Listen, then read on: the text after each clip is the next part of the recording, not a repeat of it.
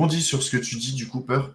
Euh, à mes yeux, en tout cas, c'est mon avis personnel, ouais, c'est encore un autre roll-up, c'est chiant, machin. Ça peut paraître chiant, mais on est quand même sur une nouvelle innovation, c'est-à-dire là, on est sur de la parallélisation de deux virtuelles machines. On a vraiment deux mondes réunis dans un seul roll-up, en fait, tu vois. Donc, ça peut être intéressant, c'est vraiment très modulaire, très modularité, etc.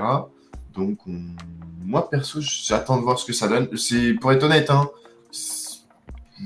même si demain tu me dis, ouais, le token, le vesting intéressant, machin et tout, moi, c'est pas un token que je vais acheter. Ce sera sûrement un token pas super utile, on va pas se mentir. Mais en tout cas, pour la culture, la tech, etc., moi, j'apprécie beaucoup. Donc on verra. On Après, verra. On verra. moi, je suis pas trop d'accord avec cette vision de encore un autre roll-up parce que en fait, c'est la vision d'Ethereum. C'est ça qui De peut fou. être, J'ai pas osé en parler. bah, moi, je mets le pied dans le plat, je m'en bats les Vas-y, mets le couilles. pied dans le plat, vas-y, fais-toi plaisir. On sera d'accord tous les deux, je pense. Mais Ouais. la vision d'Ethereum, c'est d'être le tronc d'un arbre et après, toutes les branches, c'est les layers 2.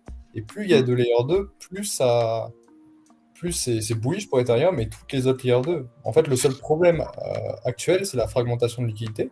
Mais le jour Voilà. où on règle ça, c'est terminé en fait. On va tout de suite comprendre. C'est un peu comme tout ce qui est AppChain, tout ça, ça va être monstrueux. Parce que du coup, chaque rollup va avoir son utilité, ses spécificités et sa communauté. Et si on a la liquidité qui est partagée, ça va être monstrueux. Mais Mm. effectivement, aujourd'hui, c'est le problème. C'est pour ça que les gens disent on souffle, parce que c'est Ouais. vrai que c'est chiant en fait. C'est chiant de bridge, c'est chiant de payer un bal à chaque fois.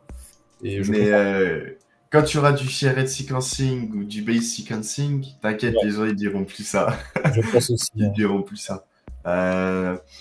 Voilà, les gars, moi de ce que j'ai entendu de la part dans des vidéos, etc., l'unification des rollups, c'est pour bientôt, entre gros guillemets, parce que bientôt en crypto, bah, de un, c'est toujours repoussé, et bientôt pour nous, c'est une éternité. Mais dans 1 ou 2 ans, d'après, et je cite mes sources, d'après les researchers de la LTH Foundation, l'unification des rollups, c'est pour 1 ou 2 ans normalement. Euh, Bah, Mais justement, alors, quelle est-ce que je peux question rebondir sur sa demandez. question, les gars, ou pas? Vas-y, vas-y. Bah ouais, vas-y, on est dans le sujet. Excellente question, Michael. Il y a beaucoup de solutions aujourd'hui. Pour faire court, il y a beaucoup de solutions. On va avoir notamment le shared, en fait, shared sequencing, decentralized sequencing, c'est la même chose. Le séquençage, je vais la faire en français. Séquençage décentralisé. Euh, L'avantage, c'est qu'aujourd'hui, enfin, le problème aujourd'hui, c'est quand tu utilises un roll-up comme Arbitrum, tu passes par le séquenceur qui est centralisé et qui est sous la main d'Arbitrum. Il est par pas une société, je crois pas que c'est une société derrière, mais en gros l'entité Arbitrum, tu vois, la team, etc. d'Arbitrum. C'est-à-dire qu'aujourd'hui, ils ont toutes les informations et un petit peu la main quand même sur ce qui peut passer dessus. Et d'ailleurs, ils font des gros gains grâce à ça. Si demain, tu fais du shared sequencing, donc tu décentralises ton réseau de séquençage et que tu le fais adopter sur plusieurs rollups, donc plusieurs rollups vont utiliser le même séquenceur, mais un réseau de séquenceurs décentralisé, parce qu'en fait, un séquenceur, c'est imaginé comme un gros PC qui tourne, en fait, comme une node, vous voyez. C'est un gros PC qui tourne et qui dit, OK, donc là, la transaction de lui va passer après lui, lui passe en fait avant lui. Il ordonne les transactions, il les met dans le blob, en général. Le blob, c'est ce qu'on a eu dans la dernière mise à jour du Dank Sharding d'Ethereum il y a 3 mois. Et en fait, c'est juste un gros sac. Imaginez un gros sac avec tous les papiers d'information de qui a envoyé de la data à qui, en fait, tout simplement. Une transaction à qui, pardon. Et donc ça, c'est le blob. Et le séquenceur va venir gérer donc l'envoi du blob, du rollup au L1. Donc l'avantage de faire un séquenceur décentralisé, donc d'avoir plein de machines réparties partout dans le monde, et en plus qui sont partagées entre tous les rollups, par un maximum de rollups, c'est que on va pouvoir unifier la liquidité. Donc par exemple,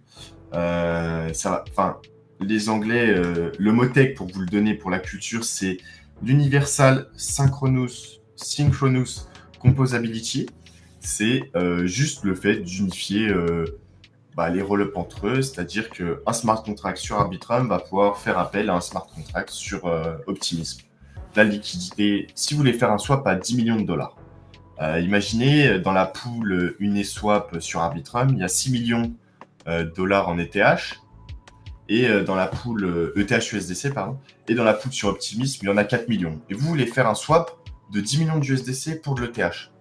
En fait, vous allez pouvoir, grâce au shared sequencing, vous allez pouvoir utiliser, piocher dans les deux, que vous soyez sur Arbitrum ou sur Optimism. Et même pouvoir piocher sur les pools d'Ethereum. Donc voilà, j'ai essayé de faire un peu court, les gars, je suis désolé. J'espère que je vous ai pas trop perdu. Si tu as une question, Mickaël, n'hésite pas. Peut-être vous avez un truc à rajouter, les gars, ou j'ai fait à peu près le tour sur le shared sequencing. En vrai, de toute façon, c'est toi qui t'y connais le mieux sur Ethereum. Et Joey je bois tes paroles. Mais j'ai pas spécialement d'autres choses à ajouter. En vrai, moi, si je peux ajouter, pour simplifier un peu le machin, parce que c'est vrai qu'on a tout ce qui est Aglayer et tout, qui sont des solutions un peu plus centralisées, mais qui utilisent pas mal de séquenceurs aussi. Je réponds après. C'est aussi des solutions, mais en fait, juste que, pour simplifier, c'est juste que tu as plein de séquenceurs qui sont connectés à plein de L2 différentes, et les séquenceurs vont juste à communiquer entre elles pour unifier les liquidités. C'est aussi simple que ça. Mais faut le faire, mais ça va prendre un peu de temps. Ouais, voilà, franchement, il l'a résumé en beaucoup plus simple. Et du coup, pour répondre encore à ce que tu dis, Mickaël, ça serait ouf, mais j'ai pas l'impression que c'est dans l'intérêt des rollups du fait que ça va taper dans le revenu, non. Alors, je pensais cette chose-là aussi il y a pas longtemps, et je me disais, ouais, ils ont aucun intérêt à le faire. Parce que vraiment, ils engrangent des thunes de fou, les séquenceurs. Ouais. Et je crois que, Joe, tu m'avais dit, c'est Base le meilleur exemple. Hein. Ouais, et puis ils ont pas de astronomique. Ouais. Et merde, je voulais dire quoi? Ah oui, en fait, Espresso, donc un projet qui a pour but de faire du séquencing décentralisé et du shared sequencing, eux, ils vont proposer au rollup en fait de pouvoir garder une souveraineté sur leurs revenus en fait simplement. Je pense que dans tous les cas, ils gagneront moins parce que tu devras aussi payer plus de machines, plus incentive de nodes, etc. Mais ils auront du revenu. Mais d'un autre côté, ce revenu, cette perte de revenus, elle va potentiellement pouvoir être compensée avec l'efficacité des rollups. Qu'est-ce que je veux dire par là? Le fait qu'en fait, tous ces rollups interagissent entre eux, les gens vont plus utiliser les rollups, encore plus, du coup encore plus de monde, du coup encore plus de frais. C'est un mécanisme qui me paraît assez logique et je ne vais pas rentrer trop dans les détails, mais juste ça va permettre d'optimiser les blobs en plus et donc d'être plus rentable. Chaque blob sera plus rentable pour les rollups en fait. Donc franchement, ils ont beaucoup d'intérêt à faire ça et j'ajouterai encore un autre argument quand on parlera d'un truc tout à l'heure. Mais pour l'instant, voilà, je vais vous laisser avec ça. Et si je peux rebondir un peu dessus, avec Tom et puis Mathis, moi, je déconseille de fade Ethereum. Je sais qu'on est un peu sur le bottom de la hype de Ethereum depuis quelques mois. Et franchement, moi, j'attendais que ça remonte plus vite que ça. Mais perso, je parierais pas sur un écosystème qui est aussi innovant. Tout vient de là, et puis on le voit, hein, les meilleurs projets se buildent là-bas. Je trouverais ça débile de ne pas avoir au moins un truc de l'écosystème dans son bag, même que ce soit de l'Ethereum, du Hop ou quelque chose comme ça. Parce que ça reste le plus gros acteur. En fait, tu vas pas investir dans une tech sans avoir un minimum de gros acteurs, et c'est le meilleur acteur, celui qui se développe le plus. Et je pense qu'on peut avoir une Ethereum Season. Enfin, moi, j'y crois toujours à Ethereum Season.